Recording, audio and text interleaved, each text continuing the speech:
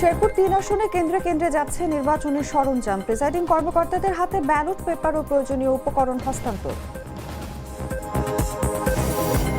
ঝালকাঠিতে হাম রুবেলার বিস্তার, ১৩ শিশু হাসপাতালে চিকিৎসাধীন। নলছিটিতে ১৬ দিনব্যাপী টিকাদান কর্মসূচি শুরু। কিশোরগঞ্জে জ্বালানি সংকটে বিপাকে মোটরসাইকেল মেকানিকরা। স্থবির পার্স ব্যবসা। মেকানিক ও গ্যারেজ মালিকদের জীবিকা বিপন্ন। ফরিদপুরে অর্ধশত ঢাল পুড়িয়ে গ্রাম্য বিরোধের অবসান। সালিশে জমা দেশীয় অস্ত্র।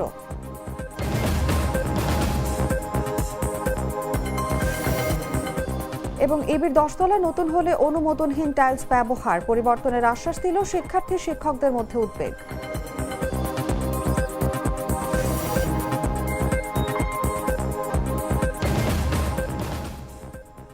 এতক্ষণ শুনছিলেন সংবাদ শিরোনাম। দর্শক, আমন্ত্রণ দেশজুড়ে সংবাদে। সঙ্গে আছে আমি অনুভা বিশ্বাস। Treat chocolate, treat moment, sweet moment. চলে যাচ্ছি পুরো খবরে। ত্রয়োদশ জাতীয় সংসদ নির্বাচন উপলক্ষে শেরপুর ৩ আসনের ভোট গ্রহণের জন্য ব্যালট পেপার সহ সব ধরনের সরঞ্জাম ভোট কেন্দ্রগুলোতে পাঠানো হচ্ছে। বুধবার দুপুর ১২টা থেকে শ্রীবর্দী ও ঝিনাইগাতী উপজেলার নির্ধারিত কেন্দ্রে ব্রিফিং শেষে প্রিসাইডিং কর্মকর্তাদের কাছে এসব সরঞ্জাম হস্তান্তর করা হয়।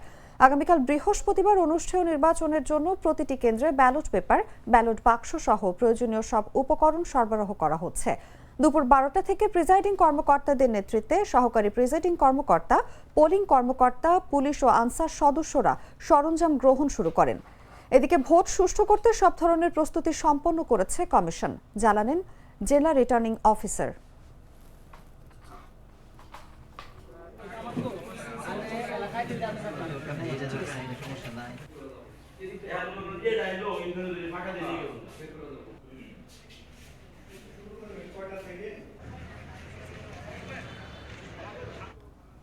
ঝালকাঠি জেলায় হাম রুবেলায় আক্রান্ত হয়ে ১৩ জন শিশু বিভিন্ন হাসপাতালে ভর্তি রয়েছে।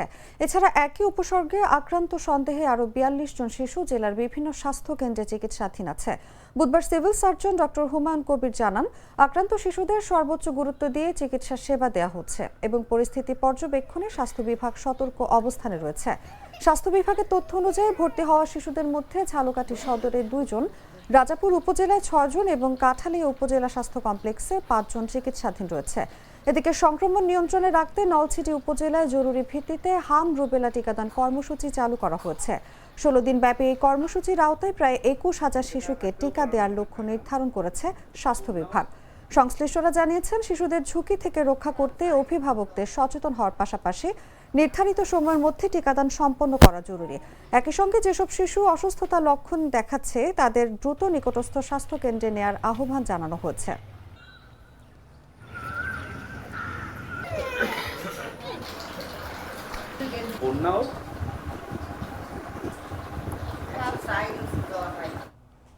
কিশোরগঞ্জের মোটরসাইকেল গ্যারেজ ও পার্স ব্যবসায় এখন নীরবতা বিরাজ করছে।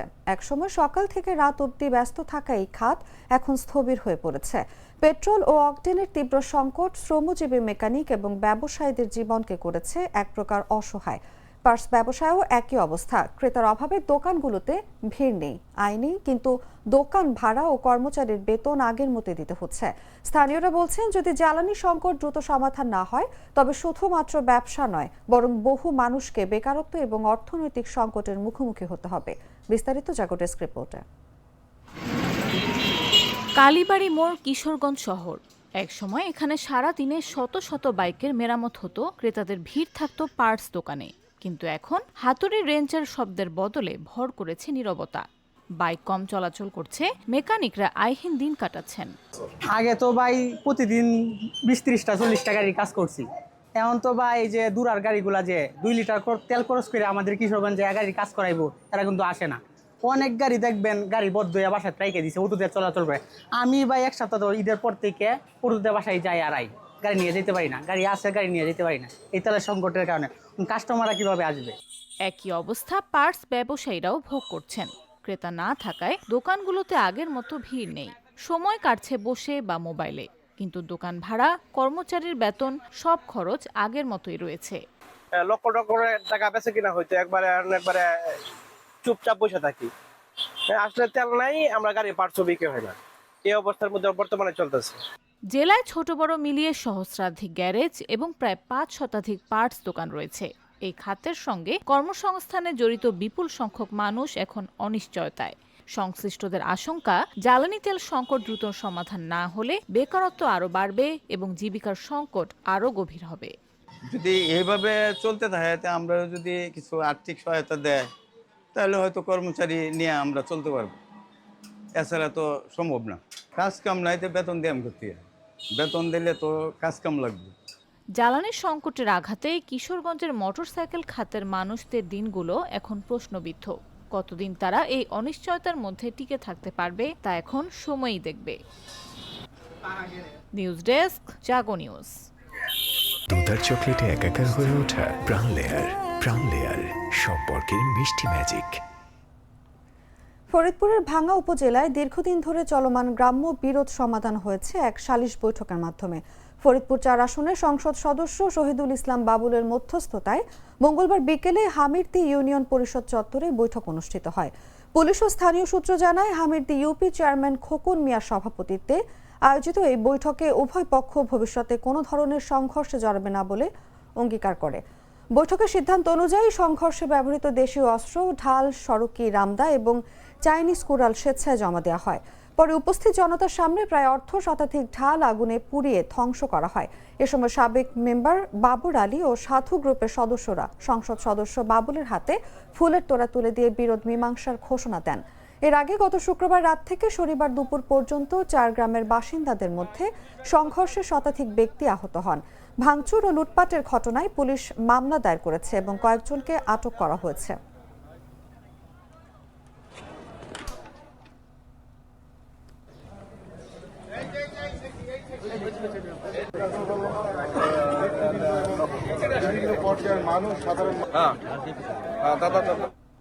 ইসলামী বিশ্ববিদ্যালয়ের নবনির্মিত ছাত্র হল 1-এর দ্বিতীয় তলায় অনুমোদনহীন মার্বেল টাইলস স্থাপনের ঘটনা ঘটেছে। বিষয়টি উত্থাপিত হওয়ার পর সংশ্লিষ্ট ঠিকাদারি প্রতিষ্ঠান পরিবর্তনের আশ্বাস দিয়েছে। তবে শিক্ষার্থী ও শিক্ষকরা উদ্বেগ প্রকাশ করেছেন। সাইট পরিদর্শনে দেখা গেছে, লিফটের সামনের দেয়ালে টাইলস লাগানো হলেও সাময়িকভাবে কাজ বন্ধ থাকায় হল হস্তান্তর বিলম্বিত হচ্ছে। ইলেকট্রনিক সাইটও চালু হয়নি। আলফেক অ্যান্ড ল বিভাগের শিক্ষার্থী মাসুদ হোসেন জানান, অননুমোদিত টাইলস শিক্ষার্থীদের জন্য ঝুঁকি তৈরি করতে পারে। হল 1 ম্যানেজার মোহাম্মদ আব্দুস সামাদ বলেন, টাইলসের আংশিক অনুমোদন ছিল, প্রকৌশল অফিস পছন্দ না করায় পরিবর্তনের সিদ্ধান্ত নেওয়া হয়েছে। বিশ্ববিদ্যালয়ের ভারপ্রাপ্ত প্রধান প্রকৌশলী শরীফুদ্দিন বলেন, টাইলস অনুমোদন ছাড়া স্থাপন করা হয়েছিল, আমরা সরানোর ব্যবস্থা করেছি। বিশ্ববিদ্যালয় কর্তৃপক্ষ জানায়, সাধারণ টাইলস মার্বেলের তুলনায় দীর্ঘস্থায়ী ও রক্ষণাবেক্ষণ সহজ। উপাচার্য অধ্যাপক ডক্টর নকিব মোহাম্মদ নসরুল্লাহ সমস্যার দ্রুত সমাধান নিশ্চিত করবেন।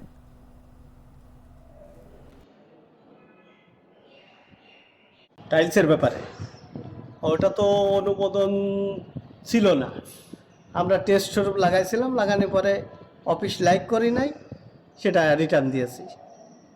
আমাদের কর্তৃপক্ষ, মালিক কর্তৃপক্ষ রিটার্ন দিয়েছে। এটা পছন্দ হয় নাই, প্রকৌশলী অফিস পছন্দ করি নাই। তাই প্রথম পর্যায়ে আংশিক অনুমোদন ছিল, আংশিক অনুমোদন থাকার পরে লাগানোর পরে চয়েস হলো না চয়েস হওয়ার কারণে সেটা রিটার্ন চলে গেল।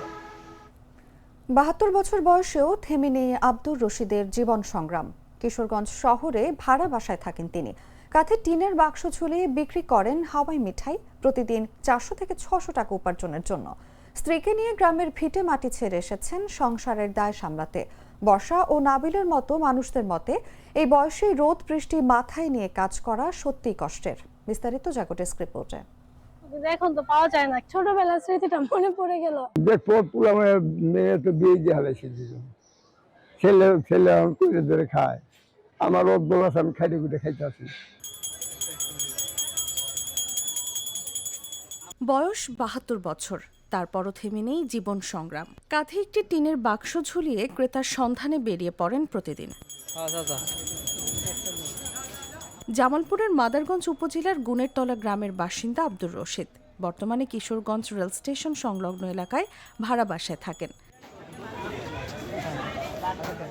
বয়সের ভারে শরীর নুয়ে পড়লেও সংসারের দায়িত্ব তাকে থামতে দেয়নি। গ্রামের ভিটেমাটি ছেড়ে স্ত্রীকে নিয়ে কিশোরগঞ্জ শহরে এসেছেন শুধু দুবেলা খাবারের নিশ্চয়তার জন্য।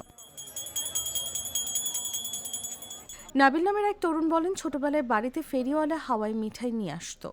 আজ আব্দুর রশিদ চাচার কাছে খেয়ে ভালো লাগছে। তবে সমাজের বিত্তবানদের উচিত এ ধরনের লোকদের পাশে দাঁড়ানো। ঝনঝনি যখন বাড়ি দিত তখন হচ্ছে দৌড়ায় আসতাম সবাই, এসে এটারে বলতো হচ্ছে কটকটি। তো আমরা হচ্ছে ওই যে ভাঙ্গারি যেটা বলে, টিনের কুটি, তারপর হচ্ছে লোহা, এগুলা পরিত্যক্ত যে জিনিসগুলো আছে এগুলা নিয়ে এসে ওদেরকে দিলে তারপর হচ্ছে আমাদেরকে হাওয়াই মিষ্টি দিত। বাট এগুলো তো এখন পাওয়াই যায় না। হাওয়াই মিঠা তো আগে পাওয়া যেত, কিন্তু এখন তো পাওয়া যায় না। কিন্তু আজকে মুক্তমঞ্চে আসলাম আর হাওয়াই মিঠা খাওয়ার সুযোগ হলো, এটা আসলে অনেক আনন্দের। মুক্তমঞ্চে এসে লোভ সামলাতে পারলাম না, হাওয়াই মিঠা দেখলাম তো কিনে খেলাম। যখন ছোট ছিলাম তখন বাসার আশেপাশে যেত, খেতাম। তো আজকে অনেকদিন পর পেলাম, দেখে ভালোই লাগলো, পরে কিনে খেলাম আমরা। ছোটবেলার স্মৃতিটা মনে পড়ে গেল। আব্দুর রশিদ বলেন, এই বয়সে কাজের ইচ্ছা কম, তবু সংসার চালাতে শহরে এসে হাওয়াই মিঠাই বিক্রি করছি। 2 মেয়ে ও 3 ছেলে আলাদা সংসার করছে, তাদের সংসার চালাতে কষ্ট হচ্ছে, তাই আমি নিজেই রোজগারের চেষ্টা করছি। 2 মেয়ে 1 ছেলে, গরু পালে আমার ছেলে। না খাওয়া আমি নিজে করে খাই, আমি আলাদা হয়ে এমনি ব্যবসা করে আছি। না না, এটা হয় না আমার এমনি ব্যবসা করে মহাজন আছে না। গতকাল মেলা আর 1000 টাকা মেলা দিচ্ছি, 1000 টাকা ওদের দিচ্ছি, 1200। ওই দিয়ে এখন খরচ দিয়ে হিসেব করে রাখবো, খরচ বাদ দিয়ে 500-700 টাকা হবো, চলে পরে হাইলে চলে আর কি। দেখবো পুরা মেয়ে তো বিয়ে দিয়ে হালাইছি, ছেলে এখন করে ধরে খায়। আমার অদ্দল আছে, আমি খাইতে খুঁটে খাইতে আছি। হ্যাঁ, আমার ধরেন দিলে তো আর এলাহানি নে, এখন যেখানে আসি চলতে আসি, এমনি আর কোনো অসুবিধা নেই। মানুষ ভালোই আছে, খারাপ না, কেউ করে না। হ্যাঁ, ব্যবসা করা যায়। প্রাণ কফি ক্যান্টিন, কররা কফি, কঠিন স্বাদে। হাইকে বলো বাই। সংবাদ শেষ করার আগে শিরোনামগুলো জানিয়ে দিচ্ছি আরো একবার। শেরপুর 3 আসনে কেন্দ্রে যাচ্ছে নির্বাচনী সরঞ্জাম। প্রিজাইডিং কর্মকর্তাদের হাতে ব্যালট পেপার ও প্রয়োজনীয় উপকরণ হস্তান্তর।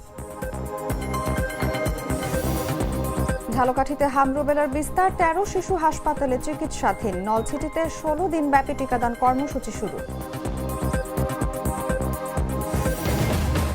কিশোরগঞ্জে জ্বালানি সংকটে বিপাকে মোটরসাইকেল মেকানিকরা। স্থবির পার্টস ব্যবসা ও মেকানিক ও গ্যারেজ মালিকদের জীবিকা বিপন্ন। ফরিদপুরে অর্ধশত ঢাল পুড়িয়ে গ্রাম্য বিরোধের অবসান, সালিশে জমা দেশীয় অস্ত্র।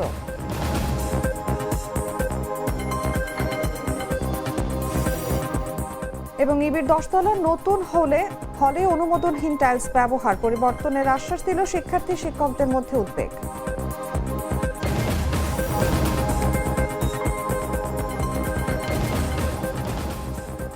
দর্শক, এই ছিল এখনকার মতো। প্রতি মুহূর্তের সর্বশেষ খবর জানতে ভিজিট করুন jagonews24.com। ফলো করুন আমাদের ভেরিফাইড ফেসবুক পেজ এবং সাবস্ক্রাইব করুন জাগো নিউজের ইউটিউব চ্যানেল। ধন্যবাদ সবাইকে।